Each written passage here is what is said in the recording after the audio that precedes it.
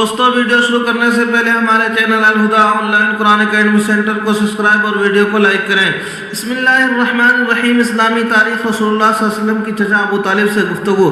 جب رسول اللہ صلی اللہ علیہ وسلم لوگوں کی ناراضگی کی پرواہ کیے بغیر برابر بت پرستی سے روکتے رہے اور لوگوں کو سچے دین کی دعوت دیتے رہے تو قریش کے سرداروں نے آپ صلی اللہ علیہ وسلم کے چچا ابو طالب سے شکایت کی کہ تمہارا بھتیجا ہمارے معبودوں کو برا بھلا کہتا ہے، ہمارے باپ داداؤں کو گمراہ سمجھ کہتا ہے، جسے ہم برداشت نہیں کر سکتے، اس لیے آپ ان کی حمایت بند کر دیں یا پھر آپ بھی ان کی طرف سے فیصلہ کن جنگ کے لیے میدان میں آ جائیں۔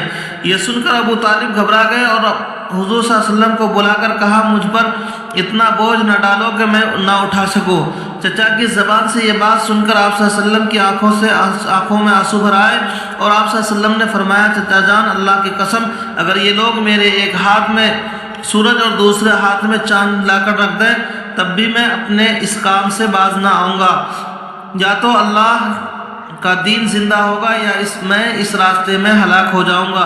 حضور صلی اللہ علیہ وسلم کی اس گفتگو کا ابو طالب پر بڑا اثر ہوا، چنانچہ انہوں نے کہا کہ جس طرح چاہو تبلیغ کرو، میں تمہیں کسی کے حوالے نہیں کروں گا۔ ابو طالب کا یہ جواب سن کر کفار مکہ مایوس ہو کر چلے گئے۔ حضور صلی اللہ علیہ وسلم کا معجزہ، حضرت سعد رضی اللہ عنہ کے حق میں دعا۔ آپ صلی اللہ علیہ وسلم نے حضرت سعد رضی اللہ عنہ کے حق میں دعا فرمائی، اے اللہ سعد کی دعا قبول فرما۔ اس کا یہ اثر ہوا کہ حضرت سعد رضی اللہ عنہ جو دعا مانگتے تھے وہ قبول ہوتی تھی۔ ایک فرض کے بارے میں، نماز چھوڑنے پر وعید۔ رسول اللہ صلی اللہ علیہ وسلم نے فرمایا، نماز کا چھوڑنا مسلمان کو کفر و شرک تک پہنچا دیتا ہے۔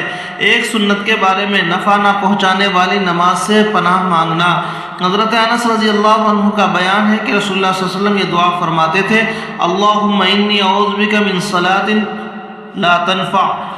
ترجمہ، اے اللہ میں تیری پناہ چاہتا ہوں اس نماز سے جو نفع نہ پہنچاتی ہو۔ ایک اہم عمل کی فضیلت، زبان اور شرمگاہ کی حفاظت کرنا۔ رسول اللہ صلی اللہ علیہ وسلم نے فرمایا، جو شخص مجھے اپنی زبان اور شرمگاہ کی حفاظت کی ضمانت دے دے میں اس کے لیے جنت کی ضمانت لیتا ہوں۔ ایک گناہ کے بارے میں، برائی سے نہ روکنے کا وبال۔ قرآن میں اللہ تعالیٰ فرماتا ہے، جو قومیں تم سے پہلے ہلاک ہو چکی ہیں ان میں ایسے سمجھدار لوگ نہ ہوئے جو لوگوں کو ملک میں فساد پھیلانے سے منع کرتے سوائے چند لوگوں کے جن کو ہم نے عذاب سے بچا لیا۔ خلاصہ مطلب یہ ہے کہ ہر ایک کے لیے بھلائی کا حکم اور برائی سے روکنا ضروری ہے، ورنہ عذاب میں مبتلا کر دیا جائے گا۔ دنیا کے بارے میں، رزق دینے والا اللہ ہے۔ قرآن میں اللہ تعالیٰ فرماتا ہے، زمین پر چلنے پھرنے والا کوئی بھی جاندار ایسا نہیں کہ جس کی روزی اللہ کے ذمہ نہ ہو۔ آخرت کے بارے میں، جہنمی ہتھوڑے۔ رسول اللہ صلی اللہ علیہ وسلم نے فرمایا، اگر جہنم کے لوہے کے ہتھوڑے سے پہاڑ کو مارا جائے تو وہ ریزہ ریزہ ہو جائے گا، پھر وہ پہاڑ دوبارہ اپنی اصلی حالت پر لوٹ آئے گا۔ طب نبوی سے علاج، زخم وغیرہ کا علاج۔ حضرت عائشہ رضی اللہ عنہ فرماتی ہیں، اگر کسی کو کوئی زخم ہو جاتا یا دانہ نکل آتا تو آپ صلی اللہ علیہ وسلم اپنی شہادت کی انگلی کو تھوک کے ساتھ مٹی میں رکھ کر یہ دعا پڑھتے، بسم اللہ تربت ارضنا برقیقتی بعضنا یشقا مہی بسقینہ باذن اللہ باذن ربنا۔